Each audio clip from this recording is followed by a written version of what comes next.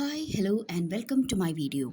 Today, I will be discussing the content of the document Declaration of Indigenous People on Climate Change. The same topic will be covered in Malayalam in tomorrow's video. All related videos are made into playlists, links of which are given in the description. This document sets out the position of indigenous people on UNFCCC, that is, the United Nations Framework Convention on Climate Change, and the Kyoto Protocol. This has become the basis of their stand on this topic and has only been reiterated and built upon. It is a milestone on the inclusion of this group of people on climate change and related issues, especially since they were always marginalized and ignored. The document is divided into four headings: Introduction, Preamble, Considerations containing 12 major points, and Recommendations containing 4 major points. Let's move on to the first title, Introduction. It gives a brief glance into the scenario of global climate change. It talks about greenhouse gas emissions, global warming, rising sea levels, changing local weather patterns, and unpredictability of climate. Then it moves on to emphasize the importance of including indigenous people in international political discourses. It is on the basis of their unique relationship with the environment and their effectiveness in utilizing the natural resources rather than using them. Moving on to the preamble, it gives a summary of what the document is. There was a forum of indigenous people to discuss about climate change. It was the result of the UN collaborating with the representatives of indigenous people. The document summarizes the conclusions of the said forum. Next comes the considerations. There are totally 12 of them. First one, Earth is not a commodity, but our mother, a sacred space that the Creator has entrusted to us to care for, home of all living beings. In short, don't use it as a commodity, rather protect it as our home. Second one, traditional knowledge of indigenous people on sustainable use, conservation, and protection of their territories maintained the equilibrium of the ecosystem. Third point, all people owe a debt to the indigenous people for maintaining Earth's ecology. Fourth point, even those international instruments that recognize the voice of the indigenous people fail to protect their concern regarding Earth's climate. Fifth point, they confirm their ancestral rights to decide on issues related to their lands and territories without any outside intervention. Sixth point, despite the recognition of their rights, violations persist. Seventh point,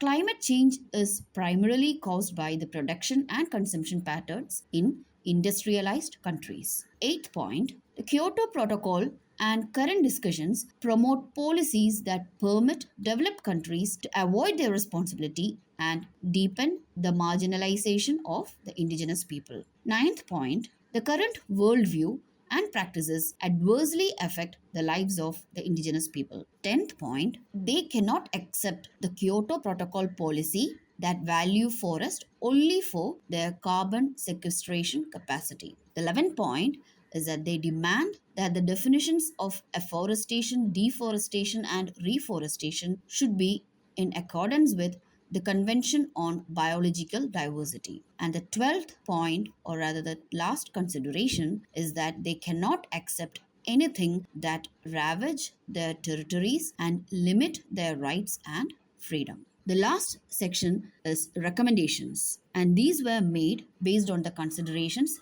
that we just now covered. The first recommendation has 7 subsections. The recommendation is the COP should guarantee participation of indigenous people in all activities of UNFCCC through the 7 means that are given below. As I discussed in my last video, COP is Conference of Parties. Now, the 7 means are: first, the notation of this declaration, that is this document. The second one, the special status for indigenous people in decision making of COP and in all the activities of UNFCCC. The third point or the third means is to establish an open-ended working group on indigenous people and climate change. The fourth point is to create a division on indigenous people within the convention's secretariat. The fifth point is to include a permanent agenda item on indigenous people in COP.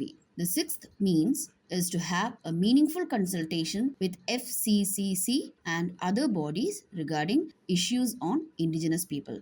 The seventh means is to include indigenous people in expert review teams and compliance committee. Moving on to the second recommendation, COP should establish appropriate programs for the diffusion of Convention, Kyoto Protocol and its activities with the participation of indigenous people. The third recommendation is for the COP to support access to indigenous people at every level of decision making regarding climate change impacts, causes, and solutions. Now, the last and fourth recommendation is that the COP should support indigenous people through three actions. They are establish a moratorium on oil, gas, nuclear, and hydroelectric power activities in pristine areas and promote locally appropriate renewable and efficient energy solutions. Second one, impose legally binding obligations to restore areas already affected by such activities. Third one, create a fund for the use by indigenous people to address the potential and actual impacts of development and climate change in long term and short term in a manner compatible with indigenous people's tradition and lifestyles. With that, we have come to the end of the contents of this document. As years passed, changes came, but slowly. 7 years later, in 2007, a legally non-binding resolution was passed by the United Nations regarding the recognition of the rights of indigenous people. Even then, 4 member countries voted against and 11 abstained. However, UNDRIP, that is, United Nations Declaration on the Rights of Indigenous People, came into existence. In this long journey, changes are inevitable and the document will forever remain as a milestone in its history. With that, we have come to the end of today's video. Please click on the like button if you found my video useful. Subscribe and click on the bell button for more of my videos. Thank you.